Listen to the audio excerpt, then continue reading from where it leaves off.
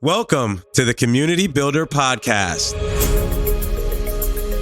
The world is our classroom, and every moment is an opportunity to understand human connection at a newer level. On this podcast, we'll explore the minds of active community builders as they strive to leave their imprint on the world.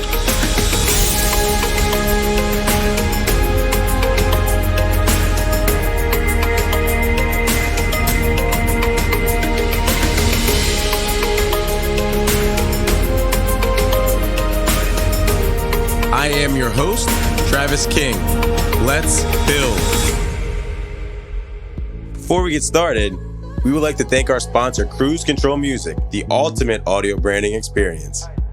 Cruise Control Music creates custom, authentic sounds and music to showcase your brand identity and is a direct reflection of your vision, goals, and values. If you're looking to start or level up your podcast experience, log on to cruisecontrolmusic.com.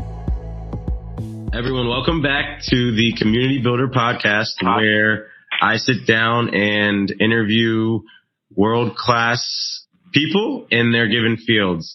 And today I'm super excited to sit down with Sherry Orel, who is a long-time role model to me. And she was the CEO of a marketing agency that I worked at as my first gig in New York. And really respect her and love what she's up to. And she's currently the president and CEO of Centered. And I'm super excited to, have her on the show. So welcome to the show, Sherry.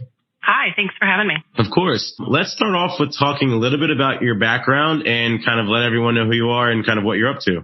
Sure. So I have been in the marketing services space for the majority of my career, almost 30 years, and started out at big corporations like News Corp.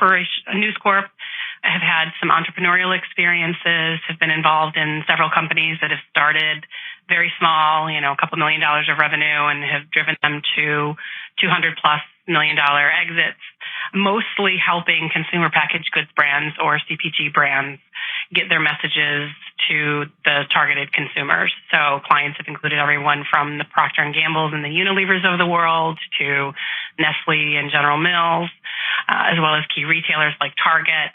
And the activities ranged from anything from massive amount of coupon distribution to experiential or crazy event marketing, general agency services, strategy, digital, mobile, you name it. Have been involved in a number of acquisitions that have added value to the company and successfully exited my former company, Brand Connections, which was private equity held in 2017 to a strategic. Awesome. Thanks so much for that background. I feel like it was just yesterday that I remember just all the things that were happening. And now you transitioned from the agency world into now focusing on building your own global brand. So I guess, could you share a little bit about why you decided to join the Centered team as their president and CEO? Yeah, so it's a great question. This is absolutely the first time I've been on this side of a brand. And so this has been an enlightening, an illuminating, and educating experience to realize that typically in my past, by the time I would have gotten involved in certain conversations, a lot of things would have had to have been done right. And so it's been a great challenge for me.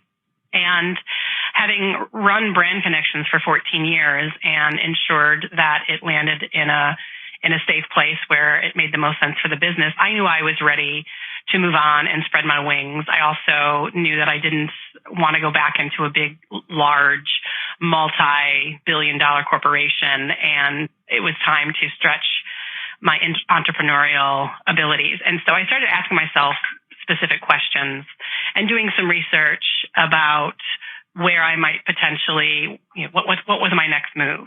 And I'm involved with a professional networking organization called YPO, and it's a phenomenal group to be associated with. There's about 27,000 global CEOs or presidents around the world that are all remarkably helpful. And so I reached out to this network proportionately because most CEOs and presidents globally are men.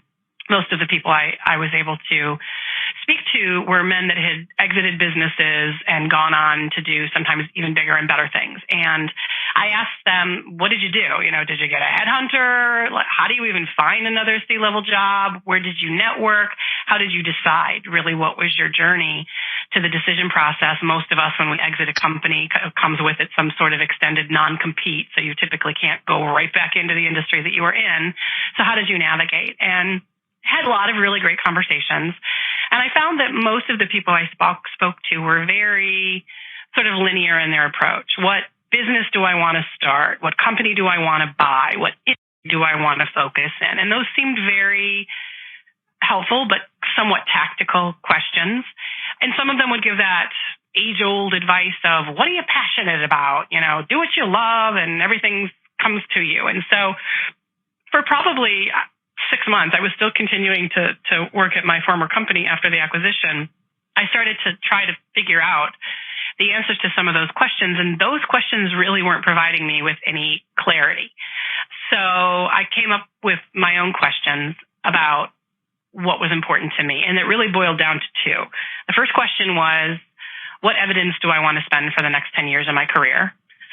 And the second one was, how do I want to feel about that time that I spend dedicated towards my career? Because obviously, when you're working, you're not doing other things. You're not with your family. You're not frequently doing the things that you're passionate about. So those questions really drove the rest of my research about where I wanted to be. So the answer to the first one was, I knew I wanted to scale a business significantly. I had done it multiple times before, and I knew I wanted to take something that was a really great nugget of an idea. I knew I didn't want to start inventing and building in my basement and really start from scratch. I wanted to find a really great company, service, or product that had some foundation built, that had scalability, and it was in a growth industry. So I knew I wasn't going to run a group within Google or Facebook, or quite honestly, probably any company that my mother will have heard of.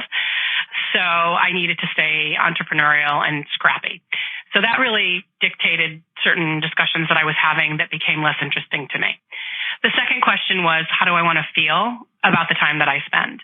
And while I'm really proud of a lot of the accomplishments that I've had professionally, some of them were about convincing people to buy more cereal or soap. And one of the crown jewels in my last job was a program where we created a platform where we hired over 300 women and put them in retail environments and gave them a secure job with paid benefits and higher than minimum wage and a career path.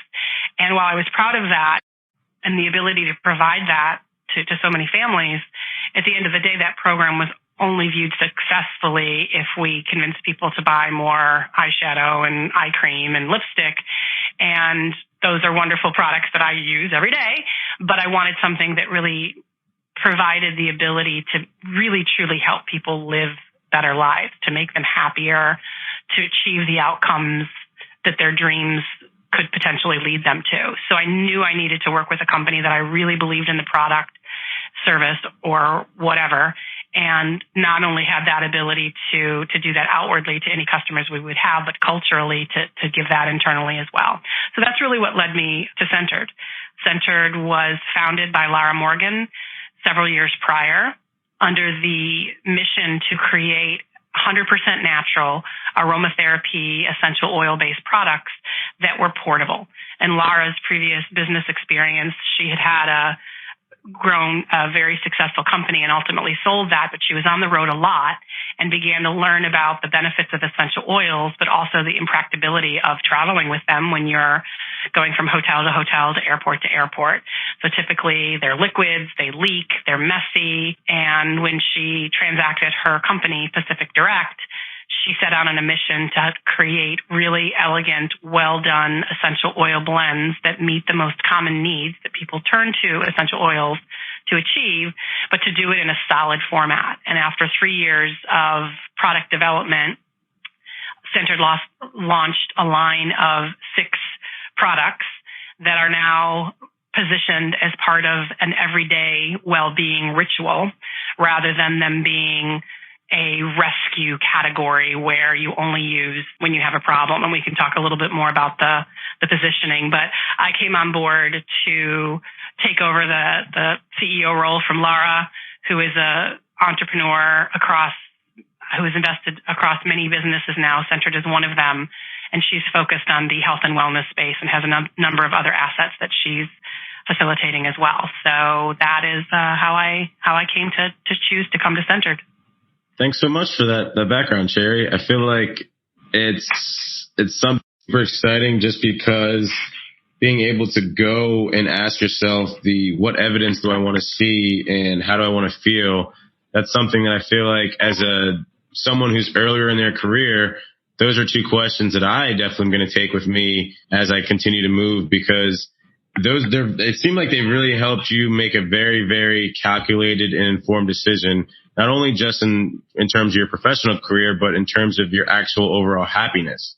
Like, it seems like the decision that you made also had some emotion and empathy inside of it. And now that you're able to, be able to be in the seat that you actually are happy with, it seems like you're going to be more powerful and you're going to be more impactful and more effective in your role versus just choosing a job because you have, the industry experience or whatever linear, experience that you mentioned some of the gentlemen from some of the organizations kind of were making decisions based off of.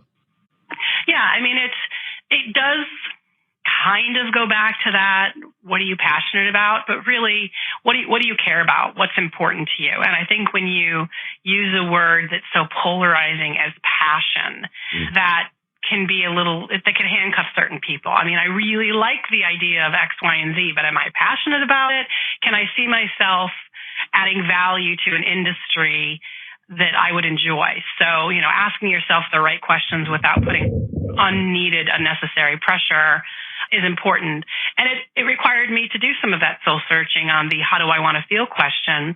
It also required me to do quite a bit of research on the scalability. So as much as I liked the fact that Centered was already a brand that was stood up, that they had already done the 3 years of R&D, that they had already invested 7 figures financially to create and manufacture the inventory so that there would be a pipeline, I looked at the industry, and I had to learn a lot about this element of the industry to decide if this was the scalable element that I was going to look at. So I started researching everything I could. Google is wonderful, and then some, and certainly talking to people. But I realized that the health and wellness industry is a $4.2 trillion industry. Going to grow close to double digits every year for the next 5 years. So there was growth trajectory there. Within health and wellness, there are lots of segments of that pie. And within aromatherapy, that was a growing industry as well. You've got major companies like Young Essentials, doTERRA, different business models in Centered, but are billion-dollar valuations. You have the consumer acceptance of this category at an all-time high. I think the last 2 or 3 consecutive Christmases, somebody I know has asked for some kind of a diffuser on their list year after year. So now you don't just have the die-hard Eastern medicine, holistic, meditating yogis that are using essential oil and burning incense. It's like your grandmother and your mom and your college kid. And it's definitely achieved a much deeper penetration in terms of general acceptability. And that was exciting to me. And then to also be a bit of a differentiator and a disruptor is kind of in line with my personality. I'm not someone who, when I asked myself how I want to feel, I knew I didn't want to go into an organization where all the rules were set and everything had been figured out and everybody wears the same color shirt on Tuesdays and we're all very robotic. So when I think of entrepreneurialism, I think a little bit of freedom and of creativity. And so in looking at this category, the fact that we were a solid format in a liquid world creates a little differentiation for us that excites me. But it also gave me the opportunity to take the company on a bit of a journey the last 6 months, 9 months since I've been here. And that one of the things that I noticed about the category, which was not really aligned with how I wanted to feel, which is positive and empowered, is that the category talks about itself pretty negatively. So if you look at some of the companies that are in this space, essential oils and even aromatherapy, there's some overlap there, but they're talked about as being problem solvers, right? Can't sleep? Use lavender. Freaking out? Use this calming product. down in the dumps, try citrus. And so it's kind of like Advil. And as much as I love me some Advil when I have a headache, I don't think about it every day. And it's just something that's there when I need it, but it's not part of my everyday. It's not providing a solution. So my fear with this category is that oftentimes some of the purchases are impulse purchases. You've had a great massage and somebody says, hey, you want to buy some of this oil, and you get it. And you like the idea of using it as part of your everyday life, but it's not practical, and you haven't really been convinced of the value proposition that incorporating any new category into your life will deliver for you. And I didn't feel that there was anybody really winning with that content and that messaging, and I felt that there was a huge opportunity to be that voice and to switch things from a positive perspective. And so the first thing that we did is we started talking about this category from a positive perspective, right? So it's not you're down in the dumps, use our happy product. It's use our happy product when you're happy and you're doing the things that you love the most to reinforce those feelings and emotions that you're having, and underscore that with a scent that later on, when you want to recreate those moments of happiness, maybe fill in the blank, maybe when you are a little down, incorporating the scent back into that moment will help recreate those feelings and uplift your spirits. That's a much nicer way than saying, missing your mom, feeling blue, reach for be happy. So there's a lot of science that's too much to explain in an hour-long podcast that goes into explaining the connectivity between your sense of smell and the part of your brain where habits and memory are formed. But we want to teach people the value proposition to linking activities, feelings, and emotions with scent so that you can drive the outcome when you use that scent of how it is that you want to feel and how it is that you want to think. So one of the biggest things we've done with the brand since I came over is we've repositioned our 6 products as part of your everyday well-being ritual. And so that's what we're talking a lot about now is our well-being ritual.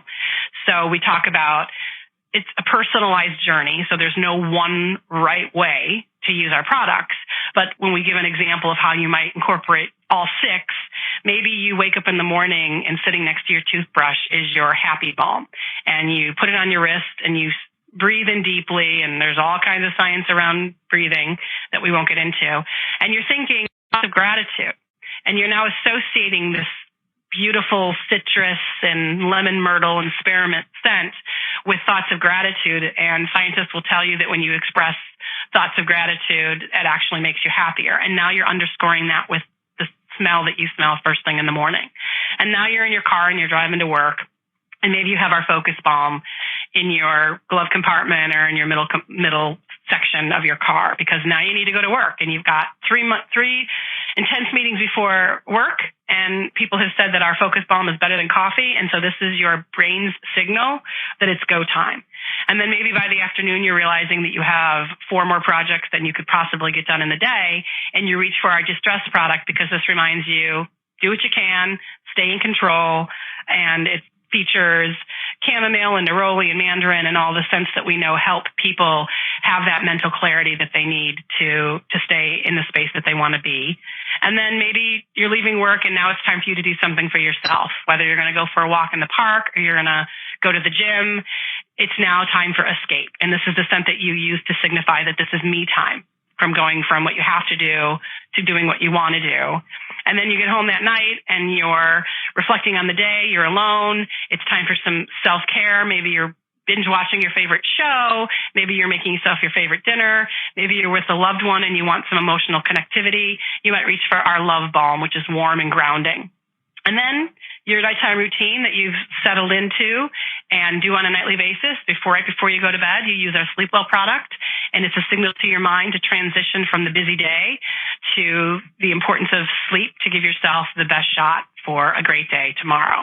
And that's how you could begin to incorporate a well-being ritual into your life every day that's positive, that allows you to transition from moment to moment, that allows you to sort of game your brain using the power of scent to mindfully transition your mindset and your thoughts, and then therefore the emotions that come with that as your day changes and as they all change. And there's no one right order, but that's just an example of how we've taken this really lovely product and now are beginning to teach people how the category itself could be relevant in your daily life, not just some random vial of lavender oil that rolls around the bottom of your drawer in your bathroom and you really don't know what to do with it. I love that. And because you're on the phone, but I have my video going. So as you were talking about each one, I forgot to put up the focus, but I did sniff the Be Happy because I have a little bit of that left, and I have the Escape, the Focus, and the De-Stress, and I have yet to try the Love one. So yeah, you probably have. I think I sent you the mini tins, and that one didn't have love in it, but love is great. It's a wonderful scent. Yeah. And we do the balms and we do the candles, and have expanded into hair and body care. But at the end of the day, we believe that the idea of being centered, and I love the brand name. We were recently able to get the .com, which took a bit of finagling.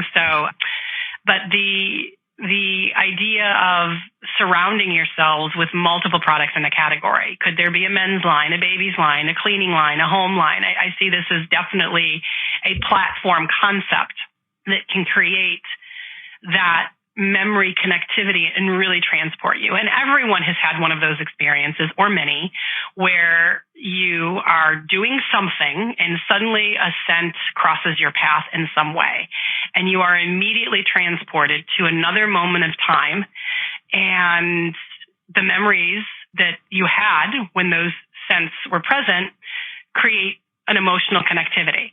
And so, for example, you could be at a restaurant with a buddy and a woman walks by wearing a perfume.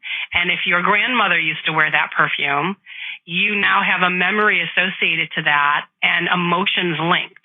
If you loved your grandmother because she was a wonderful woman, you, with your buddy, didn't ask for your emotions to change, but they will slightly evolve because you'll be filled with warm, fuzzy memories, positive emotions associated with the love that you had for your grandmother. If she was a terrible woman that used to lock you in the closet, that same scent has a different meaning, different experiences, and then therefore your brain dutifully provides you those emotions whether you asked for them or not, and your mindset has now changed sitting across from your buddy at dinner. And so what we want to teach people is that they actually have the power to somewhat game their brain by inserting smells at specific times connected to specific meaning that you can control, allows you to be able to recreate certain emotions on demand. And I think that's a pretty powerful, exciting bit of data that most people are unaware that they have that level of power that they could incorporate as part of their daily lives.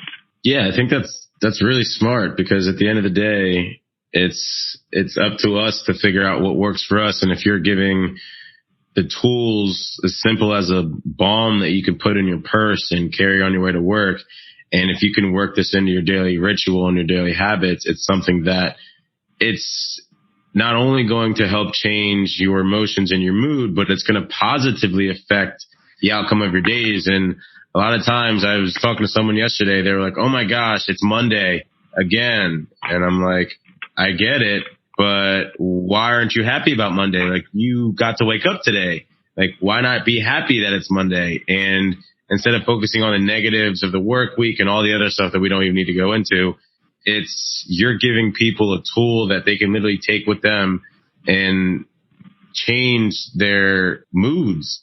And I think that's something that's super, super valuable and super helpful to me, because I know I've used each of these, and it's getting time for me to re-up on them. And it's amazing what just sniffing these balms and putting them on your pulse points can do to your moods. And I've firsthand experienced it. So definitely love that, you guys have had the research and you're helping people game, their moods and emotions using the power of scent. I love that. And the words do matter. So these aren't magical potions, right? So unless you are applying intent behind the action, then you're not necessarily creating the link that you could be doing. So for example, I have lip balm everywhere in my house, my bags. I just don't like the feeling of dry lips. Thank you, chapstick, for making me dependent on your product. And to me, I unconsciously and subliminally, and I'm doing it right now, by the way, put lip balm on throughout the day. When my brain unconsciously tells me that my lips are dry, I can do it habitually without thinking in the middle of a podcast, right? I don't have to think, oh, reach for it over here, take the lid off, twist it a little, rub it on, put the lid back on, return it, just like driving. You know which pedal's on the right, you know which one's on the left. But I don't have any intent behind that repetition other than I would like moist lips, right? So if you don't apply a different intent to the process of using aromatherapy, you might as well not do it, right? So if you are thinking something, if you have a mantra, and that can sound like an earthy, crunchy word, but a mantra is just a sentence that you say to yourself, because what you say in your conscious mind eventually embeds in your unconscious mind. And if you can link that to scent, it's just an extra brain hack. But if you use this happy stick every day and say, damn it, why am I not happier? It's going to have zero impact because words matter. And I've given this example, and I'll shorten the story for the sake of the podcast, but there was a period of time when I had just begun to run for exercise, because as a single mother at the time, it was the most efficient way to burn calories. And I could run home from my Times Square office to my Upper East Side New York apartment in about the same amount of time it took me to take aggravating subways. And so I was trying to incorporate that, and I was not enjoying it. I'm not built to be a runner. I don't like it. I hate it. There's all kinds of words and excuses I can say why the experience was torturous for me. And I could never get to the point where I could run the entire 3 miles without having to stop. No matter how hard I tried, I've been doing this for 6 months. I was very frustrated. I'm naturally an athlete. It was bothering me. So I was having this conversation with a friend, just unrelated, and mentioning that I was running. And she was like, oh, I didn't realize you were a runner. And I said, I'm not a runner. I hate running. And it dawned on me that I was actually self-sabotaging myself, because when I would actually go out running, I would put my shoes on and I would hate the sight of my own shoes. And I would begrudgingly go outside, and I didn't have headsets on with music because that's asking for death if you went through a midtown in Manhattan without being able to hear somebody honking or behind you. So I would play this own little song in my head, and I realized that my song went something like this. I hate this. I hate this. I hate this. I hate running. I freaking hate this. And I would subliminally play that song for my entire run. And I realized that I was self-sabotaging myself to ever get past the point of this being a miserable experience. So I decided that I would take some of my own knowledge of how the brain works and apply it to my own problem. And I changed my song, and I intentionally changed my song to positive things. How fortunate I was, how lucky I was, how glad that I was healthy, that I live in a country where I can go out on a run as a woman without an escort. I created a series of realities that were serving me. And I would say them at the beginning of my run, and then they would just sort of play in the background as a talk track, and I would think about what I had to do that day and all the benefits of what happens when you're out running and you can clear your head. And what happened over a period of about 2.5 weeks, as I had finished one of my runs on my way home one day, and I had realized I had run the whole thing. For the first time in 6 months of trying to run the 3 miles, I had run without even thinking, and it was not mind over matter, like just go to the next block or whatever. Because I had changed my talk track. Because running to me now went from the thing that I had to do to the thing that I was allowed to do. It was a gift. It was something positive. And so in a world where there's so much opportunity to be negative, whenever I find myself, and as you will agree, Travis, because I've done this with you in your past, whenever I hear a negative word that somebody says, if it's an appropriate teaching opportunity, I might stop that person in their tracks and say, let's reframe that. Let's reframe that in a way that serves you. And that's what we're trying to do with this line of product, and underscore that with the power of scent to really reinforce that message. Yes, you do. And I will back that up 100%. Like you did it when I was Brand Connections, and you did it earlier on this call. You literally stopped me right in my tracks and were like, nope, not that one. Let's try that again in a positive way. And that's something that I love you for. And a lot of times it's hard when you're inside of it. And now like looking back, I'm like, oh my gosh, like just that one word is something that can literally hold back. Yeah. And it was a simple word. It was mistake. and we're not going to bore the podcast listeners with what we talked about, but there are so many other ways to reframe a situation from being a mistake to being something positive. So, yeah. Oh, yeah, of course. And that's one thing just with keeping a positive mindset that, just becomes habit once you start to build it. And then soon enough, all of your words are just going to be only positive and there's no negativity in your worlds. And that's a beautiful place to operate. It is. And then one other point of differentiation that I'm really passionate about, and more so every day, is the sustainability. Now that I am on this side of the brand for the first time and understanding the reality of manufacturing and tough choices that a business has to make to protect margin, as well as manufacturing decisions, locations, shipping, everything. And so there's plastic in our product. The majority of it is either recyclable or already recycled. The paper that we use in our cardboard is recycled. We're very mindful to minimize we scrutinize and question everything, and can we make this more efficient? But we're a startup, and we're in certain instances, we're not manufacturing at a scale where we can afford to do certain things that are a little bit more of a luxury when you're trying to get a brand off the ground. But so we are keenly focused on becoming 10% better every day, every month, every year with what we currently do in our manufacturing process. But an area of unique focus for us is the creative reusability of our packaging. So it's not just about the recyclability of what we need to use and the reduction of anything that's unnecessary. It's about mindfully making manufacturing decisions that sometimes actually increases the amount that we include in our packaging, but significantly increases the chances that packaging will have a life beyond just carrying our product.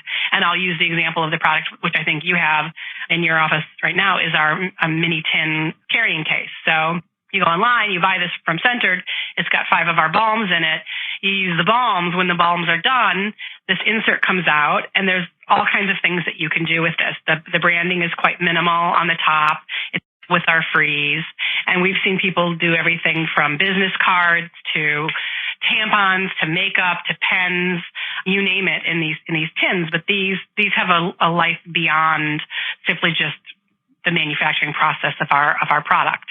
We do this with our candles. Our candles are a very high quality etched glass with our beautiful frieze around the side that can be used to serve custard. They could be used as glasses. They could be used as decoration, as vases.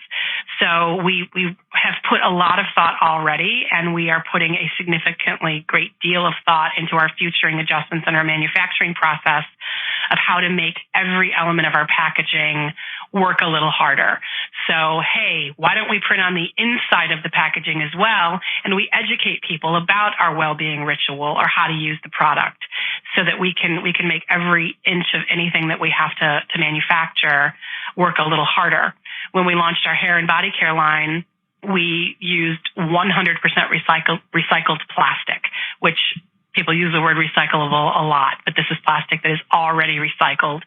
And we are focused against distribution initially primarily through the hotel and hospitality industry, because our mission is to convince the luxury hotel providers of the world to move away from providing all of those heart-wrenching single-use plastic bottles of shampoo and conditioner and body wash that are filling our landfills globally, and move to dispenser systems that will eliminate tens of millions of pounds of plastic every year.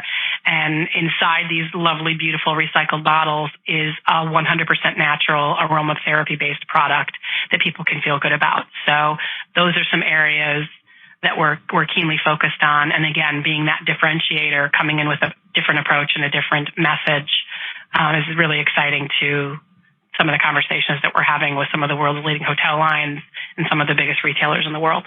That's exciting.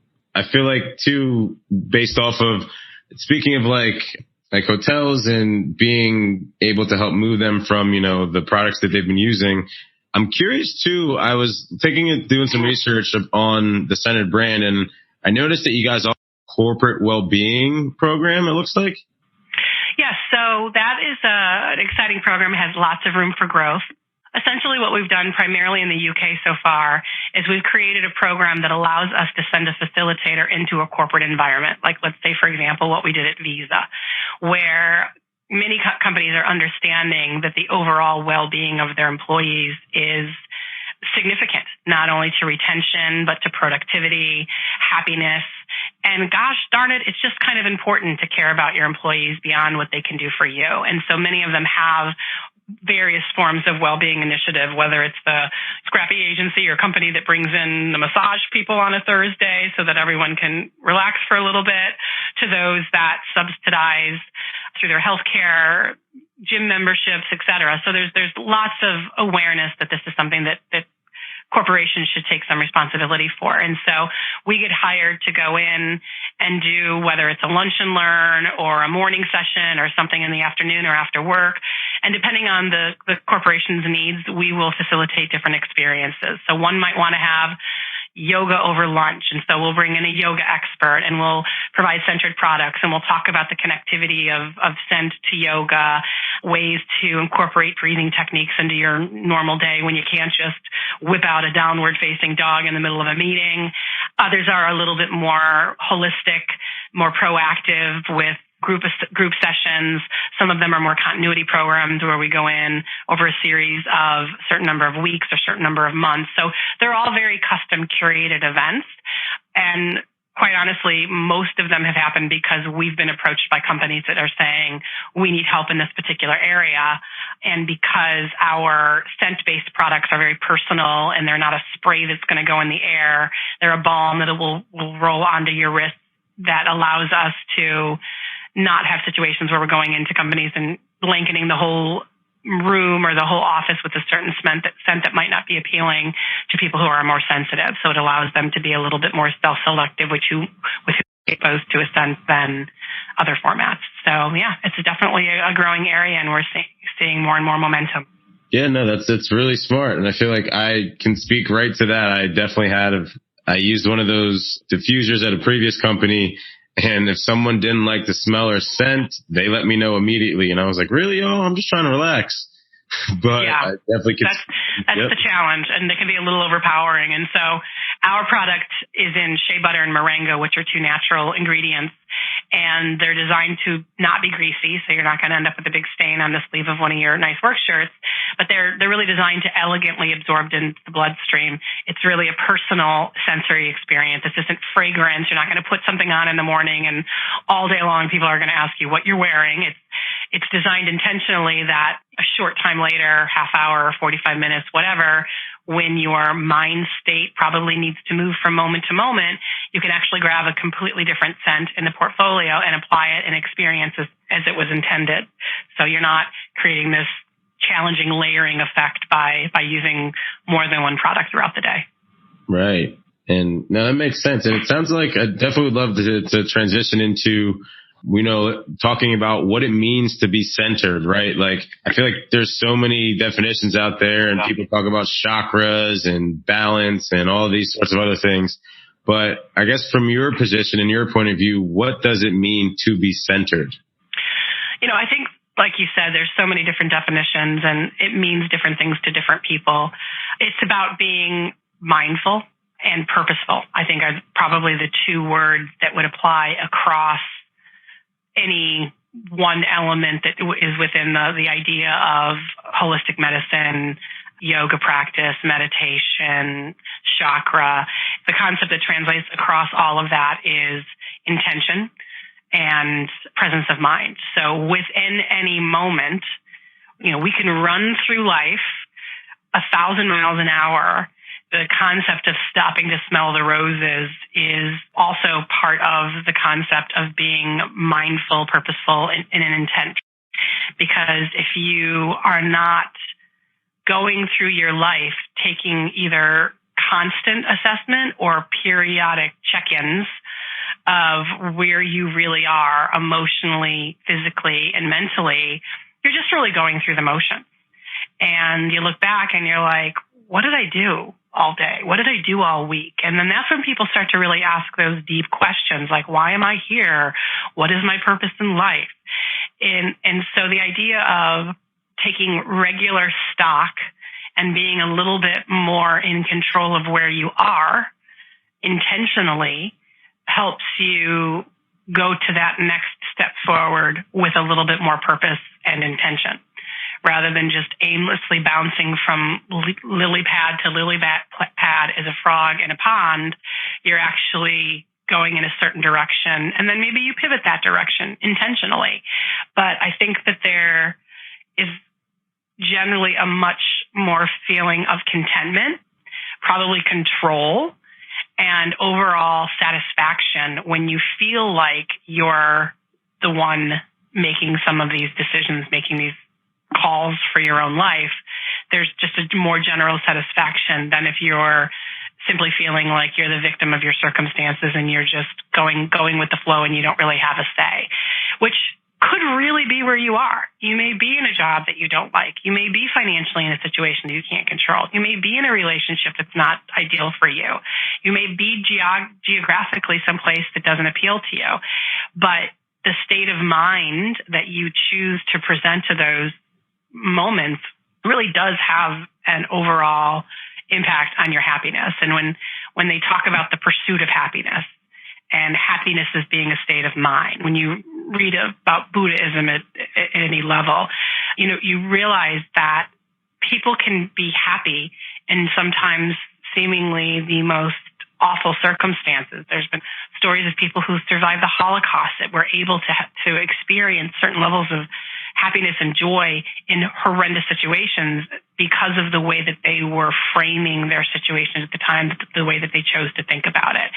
People in prison, right, can take transformations, can't control their surroundings, and there's no getting out. So the idea of being centered is about mindfully and purposely giving meaning to where you are physically and mentally and emotionally at various check-ins. And the ultimate Zens are going to sit around and do this for hours on end through meditation, and others sometimes, some of us just need that moment of, you know what, I really am fortunate that I have what I have. There's a lot of, most religions involve some form of prayer, acknowledgement, and giving thanks is key to most prayer methodology. And the beauty of that, as I said before, the science of gratitude has a positive impact. When you are more grateful and you can genuinely express feelings of gratitude about just about anything, you will be more grateful. You will be happier and you will be more satisfied than when you don't. Because when you don't, what typically you leave your mind to do is to think of what's wrong. What's missing? What I don't have? What's wrong with this person that I'm in a relationship? What don't I like about my job? What's missing in my life? And if you allow the brain capacity, it will fill itself with something. And if you can create either habits, because you maybe more naturally think of what's missing, you can reset that. Some of us are naturally more optimistic than others, so that becomes a little easier for us. But it really is a choice. And that's really what centered is about. It's that choice to take that mindful moment and acknowledge something that works for your favor, something that's serving you and serves the outcome that you're trying to achieve. I love that. I definitely love the centeredness and being able to be mindful and purposeful behind, your actions and your decisions, because I definitely understand. And just from a personal note, I've gone through so many ups and downs, and now it's being able to just only stay in the ups and realize that gratitude is something that I've actually recently started doing more of. And have you ever heard of the 5-minute journal? Yes, I have. I have heard of the 5-minute journal. It's a great practice. Yeah, it's definitely been helping me a lot of just like waking up in the morning and just talking about some of the things that, I'm looking forward to for the day. And then also being able to reflect at night on some of the things that went well, and then also on some of the things that, I could have improved upon. So it's just a very simple thing that I had to get myself to start doing, just to add another gratitude practice in to keep myself in a happy place, but then also just very helpful to go back and take a look at, what happened today, like keeping that check-in, like you mentioned. Yep. And, to feel like there was a purpose, one of the practices that I've had for a while and I've instituted in the companies that I've worked with, and you might recall from the time that you worked at the same company, is the idea of using your calendar to plan to succeed. Goal setting. I remember that. We did that in the conference room. Exactly. So it's not just about, I have a conference call with such and such, and that one meeting is on my calendar. It's where's the white space?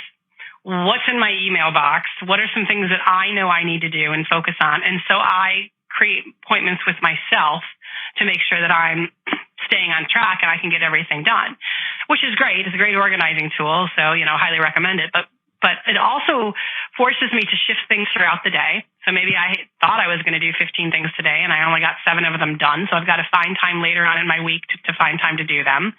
Also, maybe something that really only should have taken a half hour took me an hour. So much like a food journal, when you have to write down every time you eat a cookie, you're less likely to eat the cookie. That's why food journals work. So if there was something and I'm keeping myself accountable throughout the course of the day, I might have to say, I just spent a half hour researching something that really isn't going to provide any value for the overall business, but I have to write it down. So you can look back at the end of the day and feel 2 things equally and sometimes independently. I got a lot done today and I feel I crushed it and I feel good. Now I can close my laptop and shift gears and feel good that there was enough quantity of my activities to serve my purpose. And then other times I could say, I want to get a little bit better with that. I need to figure out a way to be more efficient with that because that's going to free up more time for me to do awesome things later. So the idea of figuring out ways so that you can feel that your mission was accomplished goes back to the whole intent and purpose. And because there's lots of people out there that say they want certain things, and then they don't do the things to get there, right?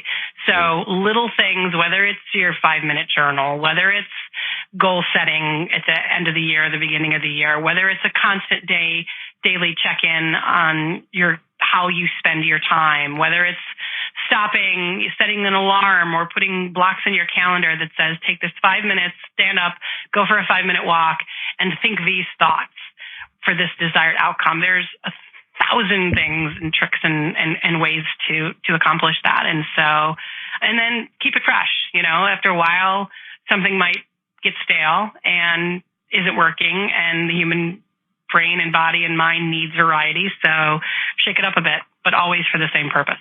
Right. That makes so much sense. And that's super helpful. Awesome. So I'm looking, I know we're coming up on time because I want to be mindful of that. I think we have about 13 minutes or so left, it looks like. Okay. So there are a couple of things. So I kind of want to let you take this. And so I have one question about your journey working with brands, building entrepreneurial organizations through organic growth, partnerships, strategic acquisitions. And then I also have a question about staying connected and grounded. Definitely want to finish off with what's next. But the freestyle portion is kind of like the place where I let guests insert any current challenges that they're facing or, what your dream community or initiative would look like or anything that you'd like to chat about. So I'd want to give you the last 12 minutes or so to pick, and choose your path. Yeah. I mean, I think we've probably talked about centered quite a bit and how I got here. I think something that you and I had talked about that had come up of the idea of women in business and the reality and the perception of barriers, of proverbial glass ceilings, of inequality in income and in opportunities. And I feel, again, fortunate to be, who I am and born where I was and had the support system that I had. And so I feel like there is definitely a movement and an awareness of some of the disproportionate things like compensation, right? Whether it's in the everyday jobs of the world all the way up to the Hollywood elites that are taking a little bit more of a public stand about the disproportionate and income equality. There's still a highly disproportionate number of government officials and of business leaders that are men versus women. But I think that the idea of having the opportunities that we have and approaching those with a little bit of calculated, what I like to call calculated fearlessness, which doesn't mean jump in, way in over your head and figure out how to swim all the time, although sometimes that might be what that means. But it's about, and Sheryl Sandberg with her Leaning In book made a lot of really great points. And I thought that book was timely at that moment to explain maybe potentially some of the ramifications behind the decisions that women make that create this self-perpetuating reality. So one example from that book is that the tiny little decisions and verbal and nonverbal cues that women can sometimes get when they're uncertain about pursuing an opportunity could send the message that I'm leaning out. So, I want to have a baby, and if I take this promotion, am I going to be traveling too much? Or I'm getting married and I have to plan a wedding, or I need to relocate back to be closer to my parents. They're getting older, or my husband just got a promotion and we might be moving. And so there's 1,000 things that women, and not uniquely women, by the way, people are faced with decisions, and probably a disproportionate high percentage of the time, a woman might feel a sense of duty to be nice and a team player, being the nurturers, and I'm putting that in air quotes, and might think, gosh, if I take this opportunity that someone else could have and I'm not really sure with where I'm going or what I want, that wouldn't be very nice. That wouldn't be fair. So I'll raise my hand, but only a little. And if I don't get it, I'm okay with that. There's 1,000 reasons why women tend to do things. And so, the idea of putting yourself in the position where you're getting the offer and saying no is a much stronger position of power and opportunity than unknowingly putting yourself in the position where you didn't have to say no because you really didn't pursue it to the degree that you had to actually consider the yes or no.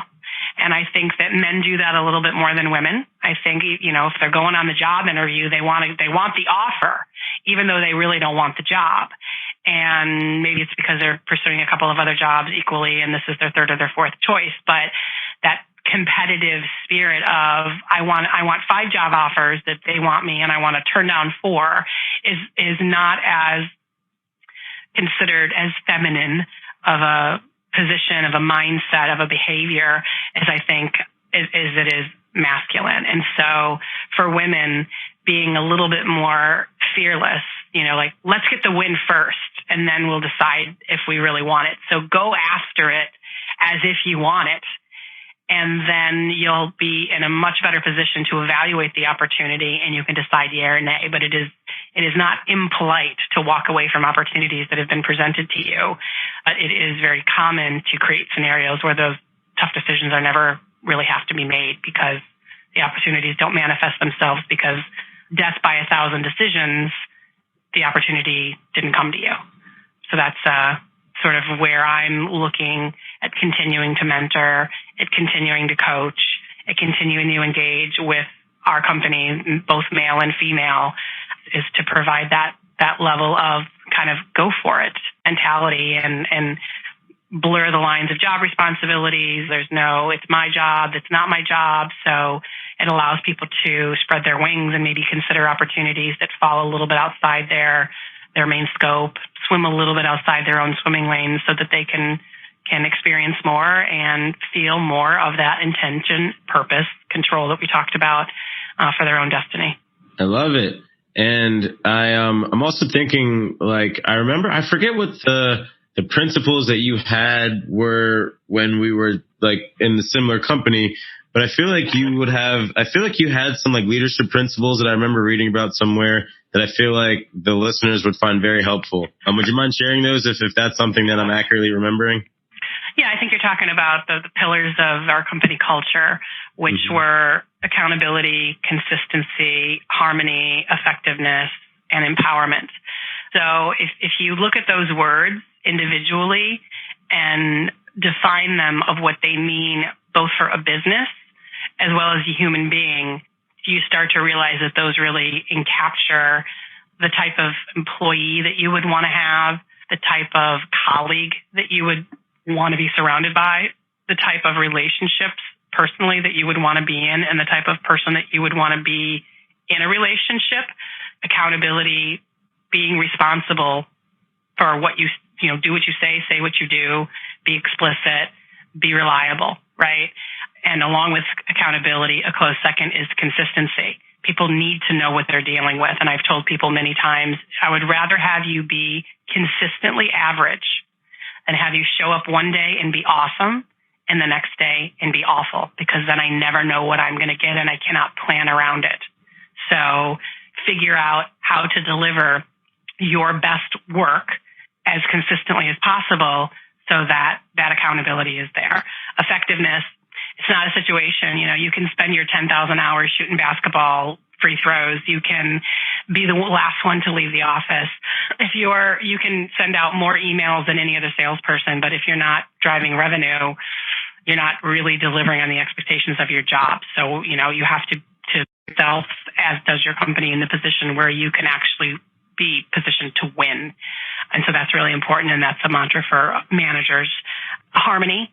It doesn't matter how many good apples there are in the bunch. If there are a few bad apples, it can absolutely negatively impact overall happiness at an office level, at a company level. When too many people are allowed to indulge in too many negative sentiments, it makes it so much easier for everybody else to sort of start doing that too, because it's fun to complain, and that can really derail an organization. So looking for people and teaching people how to be harmonious in corporate environments is key. And then the last one is empowerment. And this sometimes is more so on the responsibility of a manager than it is on one of their direct reports. But oftentimes the least effective business units or divisions in an organization are failing because the leadership fails to properly empower their team. Either they're not letting go, they're not being explicit in their expectations, they have the wrong people in their organization that can't actually do the job. And then once that is running correctly, if you've got managers that have empowered the right people, you have to be able to hold the people up so that they feel comfortable to occasionally fail, because no one is perfect. And if you've created a scenario where I'm going to empower you, but the moment you screw up, you're under the bus, is not a safe environment, which means people are going to hold back, which means you're not going to get the best work out of people. If you create an environment, which I call the 80 for the 20, which as soon as somebody is doing the job or making the right decisions 80% of the time, you cut them loose, knowing that 20% gap will occasionally cause a mistake to happen. And if they are of the mindset of being one of the right people, they will take that learning, they won't do it again, and then the way that they felt when they were the ones that made a mistake will guide them when they're faced with a similar decision later on. They don't want to recreate a feeling where they screw up and they feel bad about it, so they make different decisions, they go the extra mile, they perform at a higher level and get stronger, smarter. But the organization has to be structured to survive situations where 20% of the time it wasn't the best decision. Now, they can't be catastrophic decisions. You can't give somebody very junior on a totem pole the ability to make major purchasing decisions that have direct implications to relationships with accounts, margin, budget. So, that the 20% that they don't do needs to be a measured and mindful 20% that the organization could recover elegantly from a mistake in that area. But once you've built somebody's confidence up, then confidence is contagious, and then they get more and more confident about their decisions going forward. So those are the 5 principles that I live by, I measure my team around, and then I've built companies around. Thank you. I was like, I knew there was something that I remembered, and those were them. Awesome. So thanks so much, Sherry, for hopping on. And if you could leave the listeners with one message or kind of leave with a statement, what would that statement be? I used to give engraved business card metal holders when people cared about business cards with a phrase that I didn't make up and I've researched, and I don't think we really know who gets credit for it. But the idea of what would you attempt to achieve if you knew you couldn't fail? And having that expectation that there is a journey ahead of you and we all end up in the same place, which is life ends, right? What happens beyond life is, certainly up for debate, but it's the idea of getting out alive isn't a reality. So we're all going to take a journey, and your journey is your story, and you can't fail your own story. It's your story. So this kind of goes back to the fearlessness a little bit. If someone sat you down at a slot machine and said, this is the machine, it's going to pay out $5 million. You just need to sit here long enough and pull this lever, and it will pay out. You would sit there and pull until you're off, guaranteed that was going to be your payout, and you would spend $4,999,000 to get your $5 million payout, right? So if you think first about the expectation of success, and the definition of that success might change over time, and someone guaranteed you that you could achieve anything that you really wanted to achieve, what would you try? Be fearless, be confidently fearless, be cautiously fearless. But just because you haven't done something doesn't mean you can't. I love that. That's such a great way and a great note to end on. I will give you one example in case you want to swap out something if there was too much centered. Mm-hmm. I'll give you a story that we can end on, and you can edit this out if you want. Perfect. But so a great example that I refer to from my childhood was my experience being a high jumper. So I was a gymnast because I taught myself how to do some flips in the backyard, which made me a gymnast. And I was fast and spunky and kind of small. And it was the first day of track, my freshman year of high school. And because I grew up in Chicago in the Midwest, that meant you were running the halls because it was too cold to be outside. And the high jump mats were set up in the gymnasium. And I was going from point A to point B, and I was cutting through the gymnasium, and one of the girls that was a couple years older than me, who was a high jumper, and like a gazelle, she was built like a high jumper. She was 5'9" and long, skinny legs and just quintessential high jumper. She was getting ready, and she'd gone to state the year before, and she was getting ready to do one of her jumps. And as I'm trotting through the gymnasium, I see her about ready to approach the bar. And I thought, as a jokester, I'd sort of sprint in front of her and cut her off and jumped over the bar and rolled off the mat. And I'm kind of laughing because she's got to start her approach all over again. And I didn't realize that the coach was standing right there, or I probably wouldn't have pulled my shenanigans. And he starts yelling at me, and I assumed I was in trouble. And so in my mind, I was hearing him say, "Who do you think you are? Why did you do that?"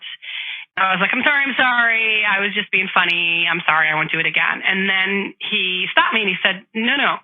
What made you think you could do that? And I really didn't get the question. I was like, I don't really understand. And he said, you just cleared that bar, which is only a couple of inches below state qualifying height. What made you even try that? What made you think you could clear that? And quite honestly, it hadn't occurred to me to think that I couldn't. If before I would have interrupted the gazelle, somebody would have said, whoa. Hey, if you want to try high jump, I'm all for that. We need to lower this about 6 inches because there's no way you're going to be able to clear this height because you have no technique. You've never done it. You're too short. And I would have been, okay, great. But nobody said that to me. And so I cleared the bar very, very inelegantly, by the way. But I went on to become a state qualifying high jumper. So the idea of either not assuming in the beginning that you can't do something or viciously rejecting other people's opinions of what you can and can't do is definitely one of the many helpful keys to success in achieving your goals and achieving your dreams. I love that story. That is a perfect story. Perfect story. Thank you. Perfect. Hope it inspires. I hope it's useful. And I appreciate the opportunity to come and talk to you today. You got to talk soon, Sherry. Thanks for listening to the Community Builder Podcast. If you received an ounce of value from this podcast, share it with your friends. Oh yeah, don't forget to leave me a 5-star review. I need those. Remember, each perfectly laid brick moves you one step closer to building your community.